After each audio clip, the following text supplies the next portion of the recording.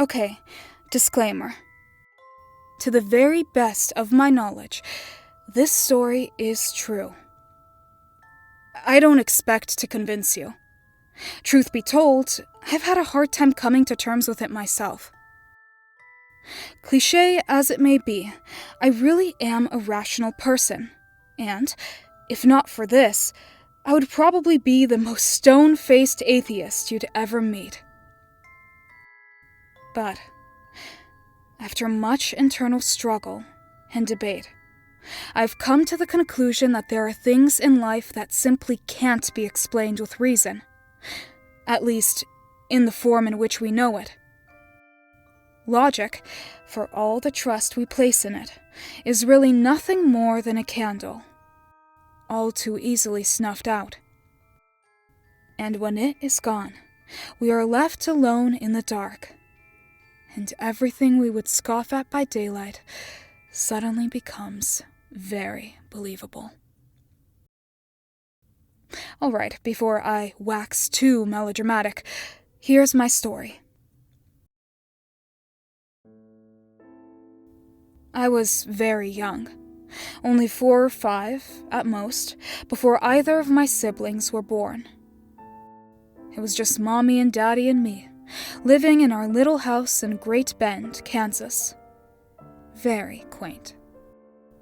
We were a young family, without much money, and most of our furniture was secondhand. It was the middle of the day. Summer, hot, boring. I was playing marbles by myself on a thin carpet beside the huge, old, flower-patterned couch. Mom was down the hall in the kitchen, and Dad was at work. Why I was trying to roll marbles around on the carpet, I don't know. We had a perfectly good linoleum floor, after all. There I was, swishing the marbles back and forth, happily bouncing them into each other. Then, in my overzealous enthusiasm, I rolled too hard. My favorite marble, the clear, ruby-red one, zipped into the dark space under the couch and was lost. Damn it. Dad wasn't home, and he was the only one strong enough to move that huge old couch for me. I'd have to get my marble back myself. I reached my hand under the couch, tentatively at first, then deeper. Encountering no marbles, I pulled my hand out in disappointment. Then, a hand reached out from under the couch back at me. I remember the image vividly, and I suspect I always will. It was a slim hand with tapered fingers. A woman's hand. It was gnarled and wrinkled, as if aged, and it was dead black. Not black as in African.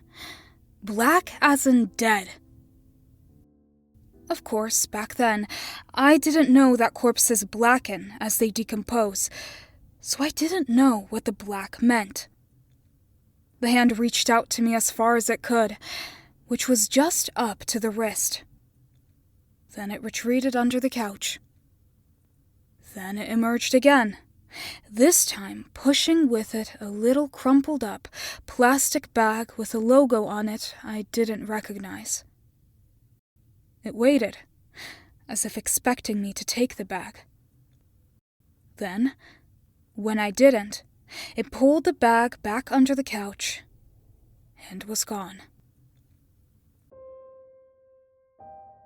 I got up, walked down to the kitchen, and told my mommy what had happened. Why didn't I run screaming, or at least run? I don't really know. All I can say is, I was a little kid. A hand reaching out from under the couch at me didn't seem like that huge a deal. I hadn't yet learned what was, and was not, permissible in reality. I had no worldview. Mom was skeptical, but walked me back to the couch and explained how I was probably imagining things. She even reached her hand under the couch to convince me that nothing was down there. Later, Dad lifted the couch up for me, and the only thing under it was, of course, my missing marble, plus a few more marbles I didn't even remember losing. But here's the scary part. For years, I remembered this. I even developed a weird fantasy of little hand people living under the couch, and I, in my childlike innocence, believed that they would catch me and take me away if I ever reached into their domain again. Then, as I grew older, I wrote the memory off as a dream I'd had as a child. Cute, but silly.